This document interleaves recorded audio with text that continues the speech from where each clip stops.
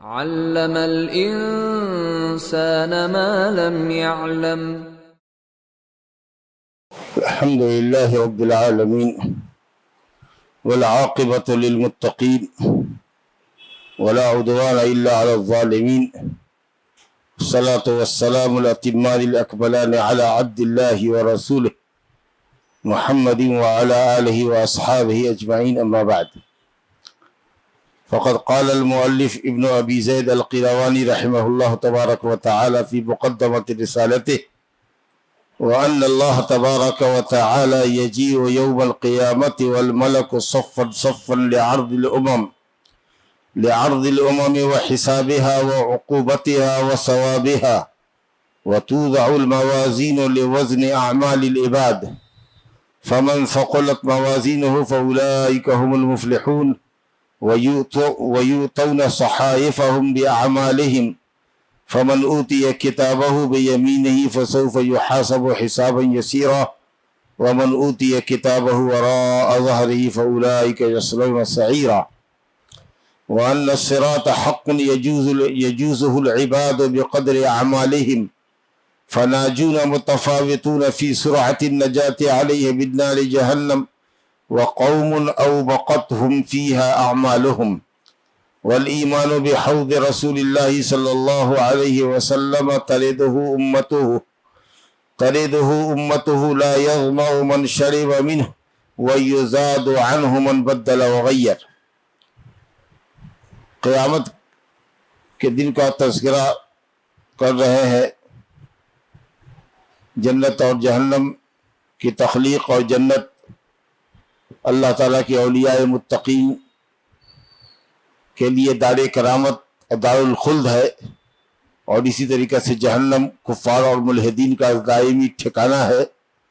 اس کے ذکر کے بعد اللہ تعالیٰ فرماتا ہے: وَأَنَّ اللَّهَ تَبَارَكَ وَتَعَالَى يَجِيءُ يَوْمَ الْقِيَامَةِ وَالْمَلَكُ صَفًّا صَفًّا، بے شک اللہ تبارک و تعالی قیامت کے دن آئے گا اور فرشتے بھی صف در صف ہوں گے، صفوں کے اندر ہوں گے، لعرض الامم و حسابها، امتوں کو پیش کیا جانے کے لیے، تاکہ اللہ پر امتیں پیش کی جائے، ان کے حساب پیش کیے جائے، ان کی سزا اور ثواب پیش کیا جائے۔ قیامت کے دن اللہ سبحانہ و تعالیٰ کا آنا، مجیء، آنا، یہ اللہ سبحانہ و تعالیٰ کی صفات افعال میں سے، کیونکہ جو بھی کام اللہ کی مشیت کے اوپر معلق ہو وہ صفات فعلی ہوتا ہے، جب چاہتا ہے تب کرتا ہے، اس کو افعال، اس کو صفت افعال کہتے ہیں۔ تو اللہ تعالیٰ آئے گا قیامت کے دن، کب آئے گا؟ جبکہ قیامت کے میدان محشر میں جو 50,000 سال کا لمبا دن ہوگا، لوگ نفسی نفسی کے عالم میں ہوں گے، ہر شخص پریشان ہوگا، جس دن عرش کے سائے کے سوا کوئی سایہ نہ ہوگا، لوگ بل بلاتے ہوئے مختلف انبیاء کرام کے پاس جائیں گے کہ اللہ تعالیٰ بندوں کے درمیان فیصلہ فرما دے، اور بندے اپنے اپنے ٹھکانے کی طرف چلے جائیں، جنتی جنت میں جائے، جہنمی جہنم میں جائے۔ یہ جو انتظار کی گھڑیاں ہیں یہ ختم ہو جائیں، یہ جو پریشانی کا عالم ہوگا، تو لوگ پہلے حضرت آدم علیہ السلام کے پاس جائیں گے اور ان سے کہیں گے کہ آپ اللہ کے حضور سفارش کیجئے تاکہ وہ بندوں کے درمیان فیصلہ فرمائے، آپ ابو البشر ہیں، آپ ہم سب کے باپ ہیں۔ تو حضرت آدم علیہ السلام اپنی جنت کی غلطی کا ذکر کرتے ہوئے معذرت خواہ ہوں گے کہ بھیا میں اس لائق نہیں ہوں، اللہ تعالیٰ مجھ پر ناراض ہے یا ناراض ہوگا آج، اس لیے تم جاؤ حضرت نوح کے پاس۔ اب نوح علیہ السلام پہلے رسول ہیں جنہوں نے اپنی امت کو شرک اور بت پرستی سے منع کیا ہے، تو ان کا بڑا اونچا مقام ہے، اولو العزم پیغمبروں میں سے ہیں۔ ان کے پاس لوگ آئیں گے، لمبی مدت انہوں نے دعوت تبلیغ کا کام کیا، 950 سال تک انہوں نے اپنی قوم کو نصیحت کی، ان کے پاس آئیں گے، وہ بھی معذرت خواہ ہو جائیں گے اپنی غلطی کا ذکر کر کے کہ میں نے ایسی ایسی گفتگو کی تھی اپنے بیٹے کی نجات کے سلسلے میں، اور اللہ تعالیٰ سے میں نے شکایت کی تھی جس پر مجھ کو ڈانٹ پڑی، اس لیے میری ہمت نہیں ہے کہ میں اللہ سے کچھ کہہ سکوں۔ وہ کہیں گے جاؤ حضرت ابراہیم علیہ السلام کے پاس، ابراہیم بھی اپنی کسی غلطی کا اعتراف کر کے وہ بھی معذرت کر لیں گے، کہے گا کہ نہیں آج میری ہمت نہیں ہے اللہ سے کچھ کہنے کی۔ جاؤ حضرت موسیٰ علیہ السلام کے پاس، موسیٰ علیہ السلام بھی اپنی کسی غلطی کا ذکر کر کے کہیں گے کہ میں اس کا اہل نہیں ہوں۔ جاؤ حضرت عیسیٰ علیہ السلام کے پاس، عیسیٰ علیہ السلام تو کچھ اپنی غلطی کا ذکر نہیں کریں گے، لیکن وہ کہیں گے کہ میں اس کا اہل نہیں ہوں، میں ایک ایسے شخص کا پتہ دیتا ہوں جس کے یہاں جاؤ گے تو خالی نہیں لوٹو گے، مراد پوری ہوگی، اور وہ شخص تمہارے لیے سفارش کرنے کو تیار ہو جائے گا، اور وہ ذات محمد صلی اللہ علیہ وسلم کی ہوگی۔ جب لوگ محمد صلی اللہ علیہ وسلم کے پاس آئیں گے تو آپ کہیں گے انا لہا انا لہا، میں اس کا اہل ہوں، میں اس کا اہل ہوں۔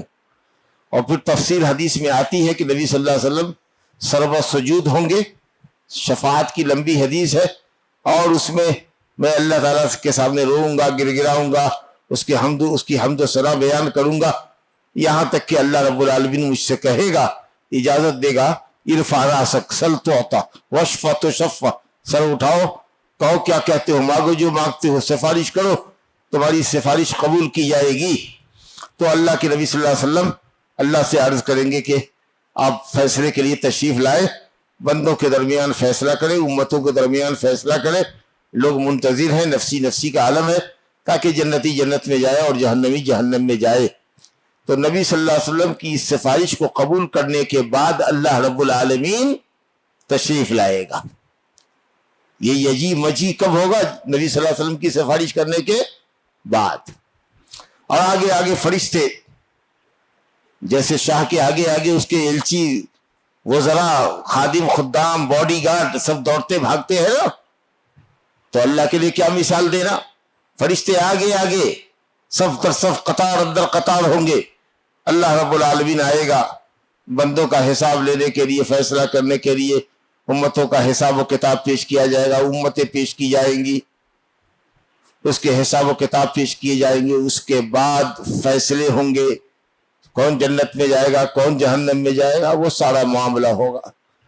اور اللہ رب العالمین نبی صلی اللہ علیہ وسلم کو مقام محمود عطا فرمائے گا۔ یہ شفاعت کبریٰ جو ہے، قیامت کے دن آپ کی شفاعت پر اللہ تعالیٰ بندوں کے درمیان فیصلہ فرمائے گا، یہ شفاعت کی سب سے بڑی قسم ہے، اس کو شفاعت کبریٰ کہتے ہیں، اور یہی مقام محمود ہے جس کا اللہ نے سورہ اسراء میں ذکر کیا ہے، عسیٰ ربک ان یبعثک مقام محمود، عسیٰ ان یبعثک ربک مقام محمودا، اللہ تعالیٰ آپ کو مقام محمود عطا فرمائے گا۔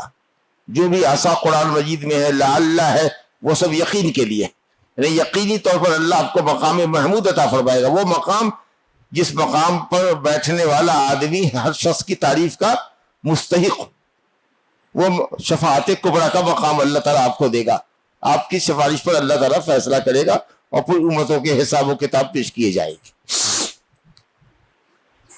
قرآن نے کہا وَجَاءَ رَبُّكَ وَالْمَلَكُ صَفًّا صَفًّا وَجِيءَ يَوْمَئِذٍ بِجَهَنَّمَ يَوْمَئِذٍ يَتَذَكَّرُ الْإِنسَانُ وَأَنَّىٰ لَهُ الذِّكْرَىٰ إلى آخر الآیات، جو سورہ فجر میں ہے، اللہ تشریف لائے گا۔ تو مجی جو اللہ تعالیٰ کی صفت ہے، صفت فعلیہ، اسی طریقے سے اتیان، اسی طریقے سے نزول، جو بھی کوئی صفت ہے، تمام صفتوں کے بارے میں اہل سنت والجماعت کا عقیدہ ایک ہی ہے کہ ہم تمام صفات کو اس کے حقیقی معنی پر محمول کرتے ہوئے ایمان رکھتے ہیں، اس کی کوئی تحریف اور تعویل نہیں کرتے، اور نہ ہی ہم صفات کا انکار کر سکتے ہیں، ٹھیک ہے؟ یعنی ہم ناموں کو، صفتوں کو ثابت کرتے ہیں بغیر تشبیہ کے، بغیر تمثیل کے۔ اللہ آئے گا کیسے، اس کا سوال مت کرو، تشبیہ اور کیفیت مت پوچھو، کیونکہ جس نے اللہ کو اس کی مخلوق سے تشبیہ دے دیا اس نے کفر کیا، اور جس نے اللہ رب العالمین کی صفت مجی کا، صفت نزول کا انکار کیا، اس نے بھی کفر کیا۔ تو ہم اثباتاً بلا تمثیل اللہ تعالیٰ کے نام و صفتوں کو ثابت کرتے ہیں بغیر کسی مشابہت اور کیفیت کے ذکر کیے ہوئے، اور اللہ تعالیٰ کو ہر عیب و نقص سے پاک سمجھتے ہیں، لیکن اس کے ناموں اور صفتوں کا انکار نہیں کرتے۔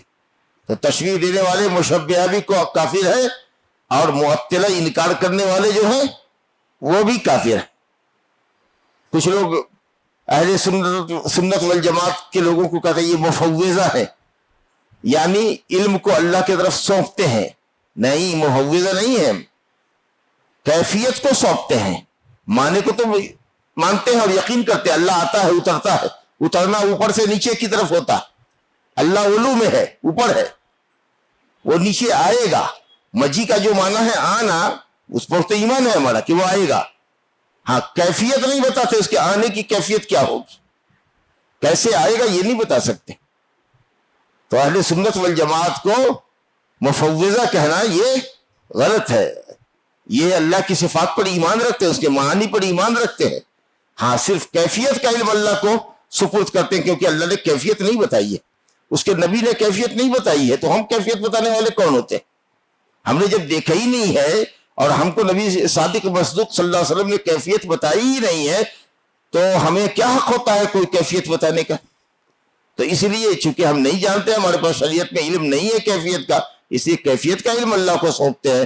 لیکن معنی پر تو ہمارا ایمان ہے، اور اس معنی کو حقیقی معنی پر معمول کرتے کہ آئے گا تو آئے گا. آنا جس کو کہتے ہیں، اوپر سے آنا یا کہیں سے کسی ایک مقام سے دوسرے مقام کو آنا، جو معنی آنے کا سمجھتے ہیں ہم لوگ، کمین کا جو معنی سمجھتے ہیں وہ معنی ہے.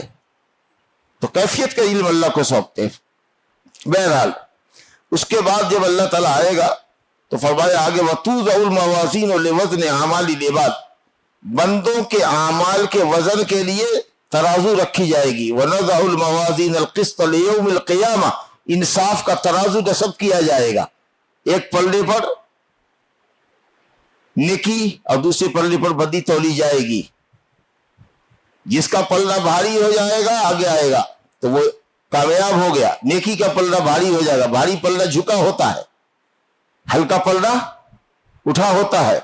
اور جس کی بدی کا پلڑا بھاری ہو جائے، یعنی نیکی کم ہو، نیکی کا پلڑا اٹھ جائے اور بدی کا پلڑا جھکا رہے، اس کا مطلب کہ بدی کا پلڑا بھاری ہے تو پھر وہ گھاٹے میں ہوگا. تو بہرحال اللہ تعالیٰ ترازو رکھے گا، اور وہ ترازو جو ہوگی، حدیثوں میں آیا ہے لہو کی فتان، اس کے دو پلڑے ہوں گے. ہمارے یہاں بھی جو ترازو ہوتی ہے اس میں دو پلڑے ہی نہ ہوتے ہیں بھائی. ایک طرف بٹکھڑا رکھا جاتا ہے، کلو آدھ کلو جو ہوتا ہے جی، اور دوسری طرف سامان تولا جاتا ہے. دو پلڑے ہوتے ہیں ترازو کے. تو اسی طریقہ سے ایک طرف نیکی رکھی جائے گی، ایک طرف بدی رکھی جائے گی. اللہ اکبر. اس کی ضرورت چندہ نہیں ہے. اللہ رب العالمین حاکم ہے، عادل ہے، منصف ہے، لیکن وہ صرف اس لیے کہ اپنے انصاف کو اپنے بندوں کے سامنے ثابت کرنا چاہتا ہے کہ تم دیکھو یہ تمہاری نیکی ہے، اس میں ہم نے کوئی کمی نہیں کی ہے. یہ تمہارا ظلم ہے، گناہ ہے، اس میں ہم نے کوئی اضافہ نہیں کیا ہے. تم انکار نہیں کر سکتے. تمہارے ہاتھ آدھا ہاتھ وہ سب جواب دیں گے. یہ تمہارے خود کے کیے ہوئے عمل ہے. ہمارے محافظین نے، ہمارے کاتبین نے، کرامن کاتبین نے تم پر کوئی ظلم نہیں کیا ہے. نہ کردہ گناہ تمہارے کھاتے میں نہیں لکھا ہے. ہم تمہارے سامنے تول دیتے ہیں، دیکھ لو، وزن کر دیتے ہیں. تو صرف اپنے عدل کو لوگوں کے سامنے ظاہر کرنے کے لیے کرے گا، تاکہ بندے خود اپنے تعلق سے مطمئن ہو جائیں کہ ہمارے ساتھ کوئی ظلم نہیں ہوا. اس کے لیے، ورنہ اللہ کو کیا ضرورت ہے اس کی؟ چلو تم جاؤ ادھر، تم جاؤ ادھر، کس کی مجال ہے کہ زبان ہلائے؟ لیکن اللہ مطمئن کرنا چاہتا ہے اپنے بندوں کو، تاکہ کسی طرح کا کوئی شنکا، کسی طرح کا کوئی تردد اس کے قلب و دماغ میں نہ رہ جائے کہ مبادا کہیں ہم پر ظلم تو نہیں ہوا. لو بھائی تمہارے سامنے تول دیتے ہیں. تو یہ وزن اعمال ہے. اب عمل تولے جائیں گے. اب آپ کہیے گا نماز تو ہم نے پڑھا، نماز تو ختم ہو گئی، وہ کون سی بھاری بھرکم چیز ہے جو ہے کہ بھائی یہ لوگ نماز کی گٹھڑی ہے اس کو ڈالتے ہیں. اعمال جو ہوتے ہیں وہ آراز ہوتے ہیں، وجود میں آتے ہیں اور ختم ہو جاتے ہیں. وہ جواہر نہیں ہوتے، وہ چیز ٹیبل کے جیسی کوئی ویٹڈ چیز نہیں ہے کہ اس کو تول دو. عمل میں نے کیا، اٹھی بیٹھی کی، ابھی قیام رکوع سجدہ کیا نا، معاملہ ختم. تو کیسے تولے جائیں گے؟ فلسفی لوگ انکار کرتے ہیں. ارے آج کل تو گرمی اور سردی تک کو ٹیسٹ کر لیتے ہیں، تول لیتے ہیں، کتنی حرارت ہے، کتنی برودت ہے، ہوا کتنی تیزی سے چل رہی ہے. اب آج کے سائنسی دور میں تو بہت آسان تھا، لیکن اس زمانے میں بھی ہم لوگ یہ کہتے تھے کہ اللہ پر کیا مشکل ہے. اس ارض کو جس کا کوئی وجود نہیں ہے، اللہ اس کو جسم کی شکل عطا کر دے گا. نماز کو ایک شکل عطا کر دے گا، روزے کو شکل عطا کر دے گا، ہمارے سارے نیکیوں کے عملوں کو اللہ تعالیٰ کی جسم کی شکل دے دے گا جو تولی جانے کے لائق ہو. آج کل تو سمجھنا بہت آسان ہے، کیونکہ لوگ حرارت اور برودت کو تول لیتے ہیں. دوسری چیز یہ ہے کہ نام اعمال تولے جائیں گے، رجسٹر ایک ہی سائز کا رجسٹر ہوگا، اس میں نیکی لکھی جائے گی، سطروں کے درمیان کی بھی دوری ایک ہی طرح کی ہو، تاکہ آپ کسی طرح سے مت کہیے چلو بھائی دفتر یہ نیکی کا ہے یہ بدی کا ہے، نیکی کا پلڑا ادھر رکھو بدی کا پلڑا ادھر رکھو، نیکی کے صحائف اعمال جس میں لکھا گیا ہے، جو صحیفہ ہے دفتر اور رجسٹر اس کو صحیفہ کہتے ہیں، جس کو پھیلا دیا جائے تو نیکی کا دفتر اور بدی کا دفتر توڑا جائے گا۔ حدیث آتی ہے نا کہ نبی صلی اللہ علیہ وسلم نے فرمایا، حدیث صحیح ہے کہ قیامت کے دن علی رؤوس الخلائق جب تمام لوگ موجود ہوں گے، یصاح برجل من امتی، میری امتی میں سے ایک شخص کو پکارا جائے گا جس کے 99 دفتر ہوں گے گناہوں کے، اللہ اکبر، 99 دفتر ہوں گے گناہوں کے، اور ہر دفتر مد البصر ہوگا، مد البصر، جہاں تک نگاہ کام کر رہی ہے لمبائی چوڑائی میں اتنا بڑا دفتر ہوگا، موٹا لمبا چوڑا، ایسے 99 دفتر گناہ ہوگا۔ اور اللہ تعالیٰ پوچھے گا کہ کیا اس میں سے کسی بات کا تو انکار کرتا ہے؟ کیا کرام کاتبین نے جو تمہارے محافظ سے ہماری جانب سے ظلم کیا ہے انہوں نے؟ کہے گا نہیں، بالکل نہیں۔ تو اپنی صفائی میں کچھ کہنا چاہے گا؟ کہا کچھ نہیں کہوں گا، کیا کہوں گا؟ کوئی نیکی کر کے آیا ہے تو نہیں، کوئی نیکی نہیں ہے، دہشت زدہ ہوگا ہمارے خوف کے، یہ ہلاکت تو یقینی ہے، اب کیا بولے؟ مگر اللہ تعالیٰ عادل و منصف کہے گا کہ نہیں، ہماری ایک نیکی ہے، اور وہ نیکی ہے ایک چٹ نکالے گا جس میں کلمہ توحید لکھا ہوگا، لا الہ الا اللہ۔ تو ایک چٹ کو رکھے گا ایک پلے پر، اور 99 دفتر جو حد نگاہ تک کے ہے اس کو رکھے گا ایک پلے پر، اور کہا جائے گا کہ اٹھاؤ اس کو۔ جب اٹھایا جائے گا تو وہ چٹ والا جو پلڑا ہے وہ جھکا رہے گا، وہ بھاری ہو جائے گا، اور 99 گناہوں کے دفتر والا پلڑا، طاشت السجلات وثقلت البطاقہ، وہ چھوٹا پرزہ بھاری ہو کر کے جھک جائے گا، اور یہ 99 گناہوں کے دفتر ہلکے ہو کر اٹھ جائیں گے، جنت میں جائے گا۔ تو یہ حدیث بتا رہی ہے کہ اعمال کے دفتر تولے جائیں گے، اس کے لیے میں نے ثبوت دیا۔ اب آپ کہیے گا 99 دفتر گناہ کا ہے، ایسی کیا لا الہ الا اللہ کے اندر خصوصیت تھی، اس کی توحید کتنی پکی تھی؟ اور اگر توحید پکی تھی تو پھر اتنے 99 دفتر بھر گناہ کیسے کر کے آیا؟ وہ بڑا اچھا سوال ہے، کافی دنوں تک میں بھی بڑے خلجان میں رہا، لیکن الحمدللہ مسئلہ حل ہے کہ اس آدمی کی موت توبہ کے بعد ہوئی۔ یہ جو گناہ اس کے تھے وہ توبہ سے پہلے تھے، اس نے توبہ کیا، سچی توبہ کی، اللہ تعالیٰ کی توحید کو پختہ کیا، اعمال مزید کرنے کی اس کو مہلت نہیں ملی، لیکن سچی توبہ کرنے کے بعد مرا۔ تو کلمہ توحید پر موت ہوئی اور گناہوں سے توبہ کر کے وہ مرا، تو اللہ رب العالمین نے کلمے کی قوت اور اس کی معنویت اور اس کے ثقل اور اس کے بھاری پن کو واضح کرنے کے لیے بتائے گا کہ دیکھو توحید کتنا بھاری ہے، کتنی بھاری شے ہے کہ 99 حد نگاہ تک گناہوں کے دفتر بھی اس کے سامنے ہلکے ہوتے ہیں۔ یہ ہے توحید کی عظمت، سمجھا کہ نہیں؟ بہرحال، اور ایک تیسری شکل یہ ہے وزن اعمال کی کہ عمل کرنے والے کو تول دیا جائے، سمجھا؟ چنانچہ حدیث میں آتا ہے کہ ایک آدمی کافی بڑا موٹا لمبا تگڑا پہاڑ کے مانند لایا جائے گا، اور وہ ایک مکھی کے برابر بھی نہیں ہوگا، جبکہ حضرت عبداللہ بن مسعود رضی اللہ عنہ کی پنڈلیاں پتلی تھی۔ درخت پر ایک دفعہ چڑھے تو درخت کی ٹہنی کے ساتھ پنڈلی بھی ہوا میں ہلنے لگی، جھولنے لگی، تو لوگ ہنس پڑے۔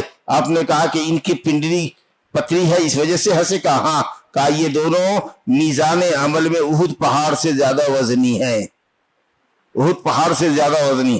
تو معلوم ہوا کہ عمل کرنے والا بھی تولا جائے گا، الحمدللہ۔ تو وزن اعمال کا عقیدہ ہے اہل سنت والجماعت کا۔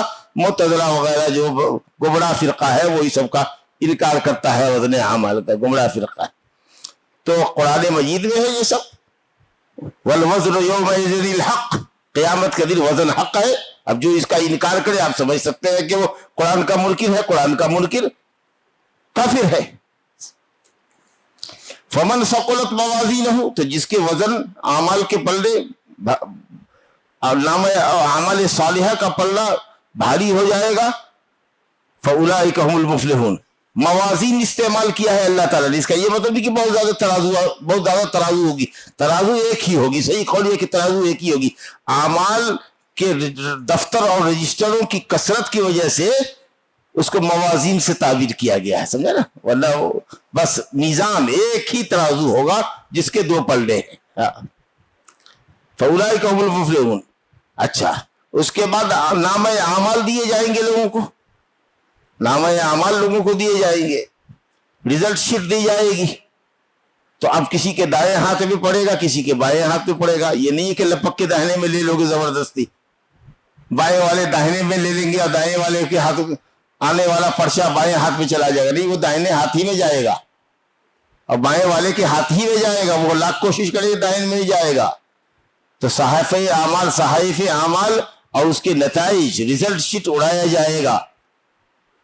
تو جس کے نام اعمال یا ریزلٹ شیٹ دائیں ہاتھ میں پڑیں گے وہ یہ کامیاب ہو گیا, وہ کامیابی کی ضمانت ہوئی, وہ کامیاب ہو گیا. فمن اوتی کتابہ بیمینہ فسوف یحاسب حسابا یسیرا وینقلب الی اہلہ مسرورا واما من اوتی کتابہ بشمالہ فسوف یدعو ثبورا ویصلی سعیرا. جس کے داہنے ہاتھ میں نام اعمال دے گا خوشی کے بارے باولا رہے گا, متوالا رہے گا, اپنے اہل و عیال میں بال بچوں میں لوٹے گا, پلٹے گا اپنے دوستوں میں, دیکھو دیکھو میں تو کامیاب ہو گیا, فرسٹ ڈویژن سے کامیابی ہو گیا, ایکسلنٹ ہو گیا جی. اور جس کے بائیں ہاتھ میں دیا جائے گا وہ واہ ویلا کرے گا, ہائے ہلاکت, ہائے بربادی, اس طرح سے کہے گا.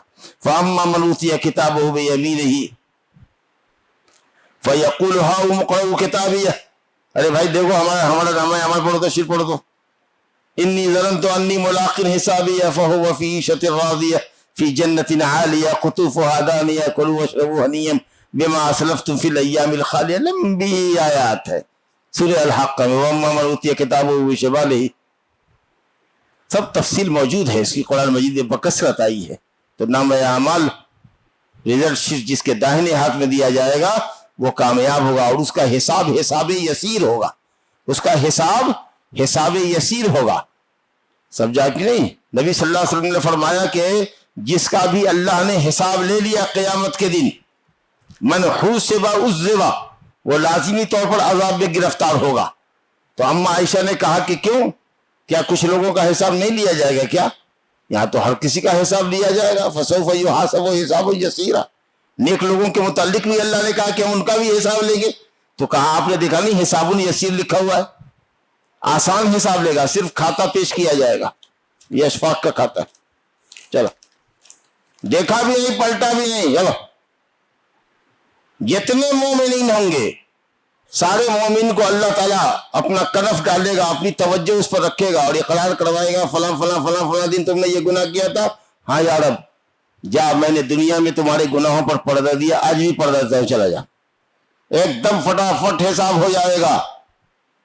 ایک آدمی کہتا ہے, ایک آدمی نے, ایک ملحد ہے, کہا کہ عجب عجب طرح کے اعتراض کرنے والے لوگ آتے ہیں, کہتے ہیں بھیا ایسا ہے کہ حساب و کتاب لینے والا تو ایک اللہ ہی ہوگا.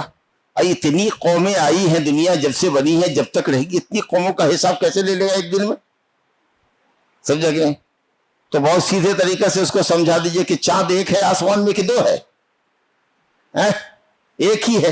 اب دیکھنے والے کتنے ہیں؟ لاکھوں نہیں, کروڑوں اربوں, صاحب ایک دس ایک ساتھ دیکھ رہا ہے. سارے مومنین کا حساب ایک ساتھ ہو جائے گا, اور اتنی جلدی ہوگا جیسے عصر اور مغرب کے درمیان کا وقفہ ہوتا ہے, ایک دم صبح ہی ہو جائے گا فرسٹ آور میں, اور سب کے سب جا کر کے جنت میں کھانا کھائیں گے اور قیلولہ کریں گے, لیٹ کر کے آرام کریں گے. قیلولہ میں نے لیٹنا, آرام کرنا, سونا نہیں, کیونکہ جنت میں نیند نہیں ہوگی. اصحاب الجنت یومئذ خیر مستقرا واحسن مقیلا, ان کا ٹھکانہ بڑا اچھا ہوگا. قیلولہ جنت میں ہوگا, قیلولہ ہوتا ہے دن کے کھانے کے بعد. اللہ اکبر. اور یہ جو 50,000 والا جو لمبا دن ہے وہ کافروں کے لیے ہوگا. فذالک یومئذ یوم عسیر علی الکافرین غیر یسیر. وہ دن مسلمانوں کے لیے آسان ہوگا, ایمان والوں کے لیے آسان ہوگا, کافروں کے لیے بڑا سخت ہوگا. اللہم حاسبنا حسابا یسیرا. ومن اوتی کتابہ وراء ظہرہ, اور جس کا نام اعمال یا یہ کہہ لیجیے نا, اس کو نام اعمال کہتے تو صحیفے پر مزاج یا بات ذہن چلا جا سکتا ہے. ریزلٹ شیٹ, جس کا ریزلٹ شیٹ اس کے بائیں ہاتھ میں دیا گیا, اور مجرم کے طریقے سے پیٹھ کے پیچھے سے لے گا. وہ سمجھا کہ نہیں, پیٹھ کے پیچھے سے لے گا. وَأَمَّا مَنْ أُوتِيَ كِتَابَهُ وَرَاءَ ظَهْرِهِ فَسَوْفَ يَدْعُو ثُبُورًا فَأُولَٰئِكَ يَصْلَوْنَ سَعِيرًا، وہ دھکتے ہوئے آگ کے اندر ڈالے جائیں گے۔ ان تمام تفصیلات کے اوپر جو میدان محشر کی تفصیلات ہیں، حساب و کتاب کی تفصیلات ہیں، جو قرآن مجید میں اور صحیح احادیث کے اندر موجود ہے، ان پر ہمارا ایمان ہونا چاہیے۔ اگر اس کے تعلق سے شک میں ہے تو ہمارے ایمان بالآخرت میں شک ہے، اور ارکان ایمان میں سے کسی بھی رکن کے اوپر کوئی بھی ادنا شک ہونے کا مطلب ہے کہ آپ دائرہ اسلام سے خارج ہیں۔ ایمان یقین اور پختگی کا نام ہے۔ جو ایمان لائے اور اس کے بعد دل میں کسی طرح کا کوئی شک نہیں ہونا چاہیے۔ یہ ساری جو کچھ چیزیں بتائی جا رہی ہیں، ان سب کا تعلق کس سے ہے؟ ایمان بالآخرت سے۔ ایمان بالآخرت میں یہ سب داخل ہے۔ مرنے کے بعد سے لے کر کے قبر تک، اور قبر سے اٹھنے کے بعد سے لے کر میدان محشر کی جتنی تفصیلات ہیں، جنت تک اور جہنم تک جانے تک، اور جنت کی نعمتیں اور جہنم کے عذاب کی جتنی ساری کچھ شکلیں ہیں، تفصیلات ہیں، وہ سب کی سب ایمان بالآخرت کے اندر داخل ہیں۔ اب اسی آخرت کے اندر جب فیصلہ ہوگا تو لوگ جنتی جو جنت میں جائیں گے، تو جنت میں جانے کے لیے ایک بڑا مرحلہ ہے، اور وہ مرحلہ ہے پل صراط سے پار کرنا۔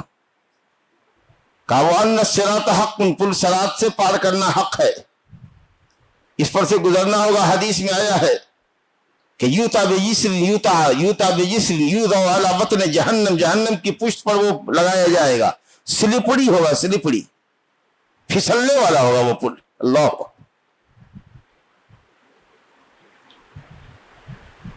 لیکن مومن اپنے ایمان کی بدولت اللہ کے فضل سے بجلی کی رفتار گزرے گا۔ بجلی دیکھا نا آسمان میں جو بجلی کودتی ہے، ایک دفعہ چمکی اور ختم ہوئی، ایسے کوئی پلک جھپکتے ہوئے، کوئی تیز تد آندھی کے طریقے سے، کوئی تیز گھوڑے کی طرح سے، کوئی اونٹ کی طریقہ سے، کوئی خوب دوڑتا ہوا جیسے ہوتا ہے، بہت تیز دوڑنے والا انسان ہوتا ہے اس طرح سے، کوئی چل کر کے، کوئی بیٹھ کر کے، کوئی سرین کے بل گھسٹ کر کے، کوئی زخمی ہو کر کچھ جلے گا ادھر کچھ ادھر۔ اور ساری تفصیل آئی ہے کہ جنت کے اندر بڑے بڑے کانٹے ہوں گے، کلالیب ہوں گے، بڑے بڑے کانٹے دار ہوں گے، جیسے سادان کا کانٹا ہوتا ہے، ببول کا لمبا لمبا کانٹا ہوتا ہے، سمجھا کہ نہیں؟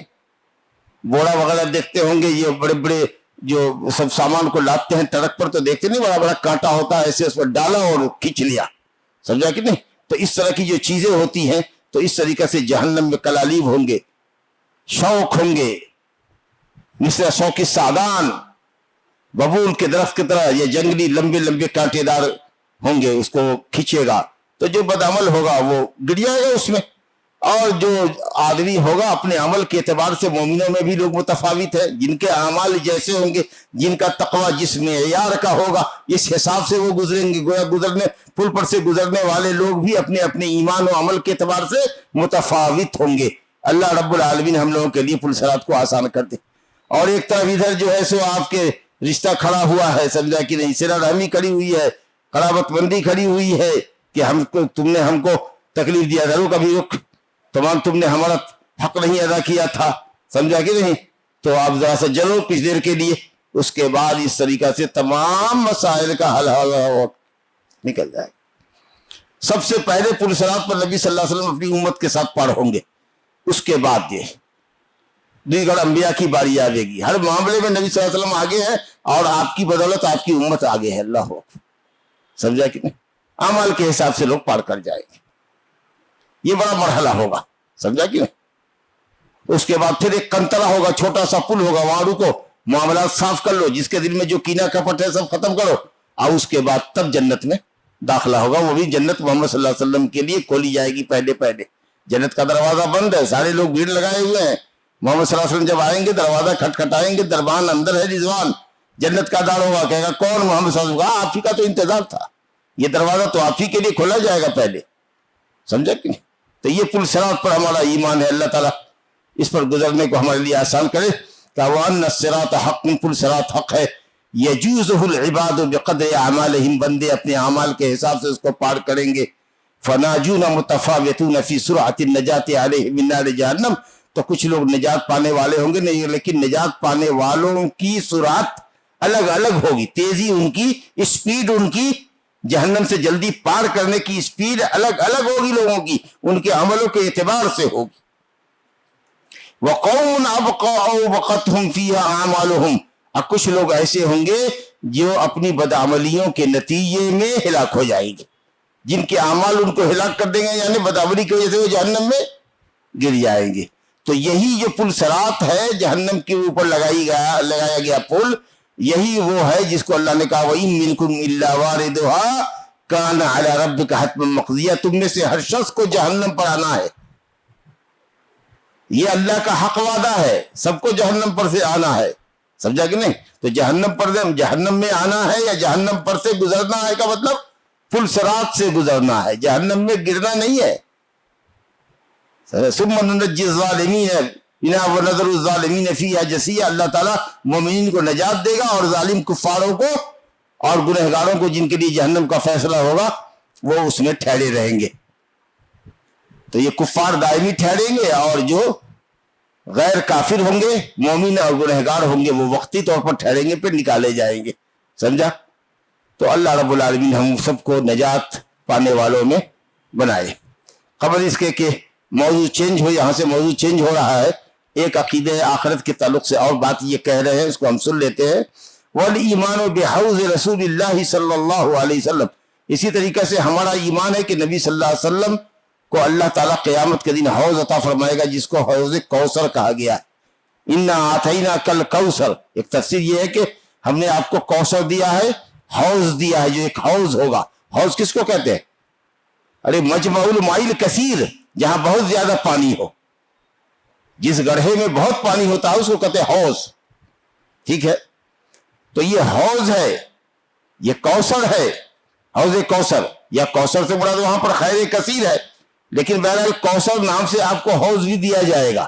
اور وہ حوض 1 مہینے کی مسافت تک لمبا، اللہ اکبر، مسیرت شہر، 1 مہینے کی مسافت تک لمبا اور 1 مہینے کی مسافت تک چوڑا، اور اس کے چاروں زوایا، چاروں کنارے برابر، یہ ہے یہ مستطیل ہے، یہ لمبا زیادہ ہے اور چوڑائی اس کی کم ہے، وہ مربع ہوگا، ہے نا؟ مربع مستقل جانتے نا، برابر سے لمبائی جتنی ہے چوڑائی اتنی ہی ہوتی ہے، تو اس کو مربع کہتے ہیں. چاروں کونا برابر ہے، چاروں ڈسٹینس برابر ہے، لمبائی لمبی ہو چوڑائی کم ہو تو وہ مستقل، یہ لمبا ہے یہ کم ہے. تو کہا گیا کہ چاروں کونے اس کے برابر ہوں گے، 1 مہینے کی مسافت کا ہوگا. اللہ اکبر. ماہ ابیض من اللبن، بعض روایت ماہ ابیض من الورق، چاندی سے زیادہ سفید پانی ہوگا، دودھ سے زیادہ سفید ہوگا، واحلی من العسل، اور شہد سے زیادہ میٹھا ہوگا. جو ایک مرتبہ پی لے گا لا یظمأ ابدا، جو کبھی پیاسا نہ ہوگا، میدان محشر میں کبھی پیاسا نہ ہوگا. اس کی 50 سے زیادہ روایتیں ہیں، 50 صحابہ سے روایتیں ہیں. حافظ علامہ ابن حجر رحمۃ اللہ علیہ کا 50 صحابہ سے روایت، بتائیے کتنی متواتر روایت ہے. اللہ تعالیٰ اہل سنت والجماعت کو حوض کوثر سے سیراب کرے گا، جمیع صحابہ کو، صحابہ کے تابعین کو جو بھلائی پر ان کی پیروی کرنے والا ہے، اور جمیع اہل سنت کو جو صحابہ کے منہج کی پیروی کرنے والے ہیں. اس سے محروم رہیں گے شیعہ جو صحابہ کو گالی دیتے ہیں، جی، جو جہنمی ہے، پاؤں نہیں دھوتے کبھی، وہ مسائی کرتے، موزہ چاہے ہو یا نہیں ہو، بغیر موزہ کے بھی پاؤں پر مسا کرتے ہیں. نبی صاحب نے فرمایا کہ جس کی ایڑی خشک رہ گئی تھی سفر میں جلدی جلدی وضو کرنے کی وجہ سے، جن کی ایڑیاں خشک رہ گئی تھی، آپ نے کہا ویل للعقاب من النار، خشک ایڑیوں والوں کے لیے جہنم ہے، ان کا تو پورا پاؤں ہی خشک رہتا ہے. صحابہ کرام کو گالیاں دیتے ہیں، کہتے ہیں سب مرتد ہو گئے سوائے چند کے. سمجھ لگے؟ تو یہ شیعہ محروم ہوں گے، یہ قبر پجے محروم ہوں گے، یہ بدعتی محروم ہوں گے جو نئی بدعت پیدا کرتے ہیں. بڑھیں گے حوض کی طرف، ایک غول بڑھے گا، فرشتہ سامنے کھڑا ہوگا، ایک دفعہ ہڑکائے گا، ساتھ بھاگے گا. نبی صلی اللہ علیہ وسلم کہیں گے یہ تو میرے ہی ہیں، ان کے ہاتھ پاؤں چمک رہے ہیں. اس کا مطلب یہ ہوتا ہے کہ کچھ بدعتیوں کے بھی ہاتھ پاؤں چمکیں گے، لیکن اس لیے وہ آ رہے ہوں گے تو آپ کہیں گے یہ تو میرے ہی ہیں، کیونکہ میری امت کی پہچان میدان محشر میں یہ ہوگی کہ وہ ان کے اعضائے وضو چمک رہے ہوں گے. تو کہا جائے گا نہیں، انہوں نے آپ کے بعد دین کو بدل دیا تھا، غیروا وبدلوا، آپ کے دین کو انہوں نے کافی نہیں سمجھا، جب تک کہ اس میں ٹانکے نہیں لگائے، جب تک اس میں اضافہ نہیں کیا، اس وقت تک ان کی طبیعت آسودہ نہیں ہوتی تھی. نئی نئی بدعتیں کرتے تھے، گلے پھاڑ پھاڑ کے تقریریں کرتے تھے، اور اہل حق کو ہی اہل ضلال ثابت کرتے تھے. اور کچھ وہ لوگ ہوں گے جو مرتد ہو گئے نبی صلی اللہ علیہ وسلم کے بعد، جن سے جنگ لڑی کس نے؟ حضرت ابو بکر صدیق رضی اللہ عنہ نے. مسیلمہ کذاب کے ساتھی ہوں گے، مانعین زکوٰۃ ہوں گے جنہوں نے ارتداد کیا ہوگا. صحابہ کہاں سے ہوں گے؟ صحابہ کل کے کل عدول ہے، کل کے کل جنتی ہیں. اب سمجھ رہے ہیں نا؟ اللہ تعالیٰ اپنے حوض کوثر سے ہم سب کو سیراب کرے. تو کہا کہ نبی صلی اللہ علیہ وسلم کے حوض پر ایمان لاؤ، تردہ امتہ، اس حوض پر آپ کی امت وارد ہوگی. لا یظمأ من شرب منہ، جو اس حوض سے ایک مرتبہ پی لے گا وہ کبھی پیاسا نہ ہوگا.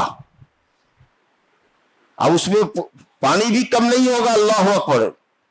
میزابان من الجنہ، میزاب کہتے ہیں اوپر سے جس ذریعے سے پانی نیچے اترتا ہے، پردالا ہو، پردالا پوچھتے ہیں نا، اوپر سے جس کے ذریعے نیچے پانی لایا جاتا ہے. جائیے گولکنڈا میں دیکھیے نا، اوپر سے پانی لایا جاتا ہے، نیچے سے پانی اوپر چڑھایا جاتا تھا نواب صاحب کے زمانے میں.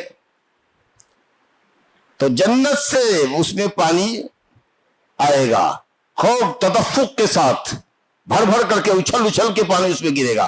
تو کم ہونے کا سوال ہی نہیں، اور لمبی کیو میں بھی نہیں لگنا پڑے گا. کہ اتنے پیالے ہوں گے جتنے آسمان میں ستارے ہیں، وہ سب بھرے ہوئے ہوں گے. آؤ لیتے چلے جاؤ، لمبا کیو کی ضرورت بھی نہیں ہے، صاحب آٹومیٹک ہوتا چلا جائے گا. اللہ اکبر.